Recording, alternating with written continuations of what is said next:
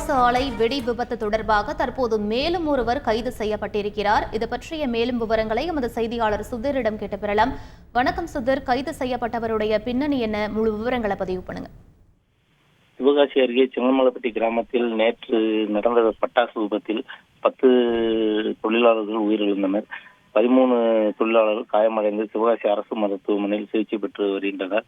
இது சம்பந்தமாக இன்று அதிகாலை மேற்பார்வையாளர் சுரேஷ் என்பவர் கைது செய்யப்பட்டிருந்தார். இப்போ தற்சமயம் அந்த ஆலையின் குத்தகைதாரர் முத்துகிருஷ்ணன் என்பவர் தலைமறைவாக இருந்த நிலையில் தற்சமயம் கைது செய்யப்பட்டுள்ளார். சரவணன் என்ற உரிமையாளர்கள் மட்டும் இன்னும் தலைமறைவா இருக்காங்க. கூடிய சீக்கிரம் போலீசார் அவரையும் கைது செய்வோம்னு சொல்லியிருக்காங்க. விவரங்களுக்கு நன்றி சுதீர்.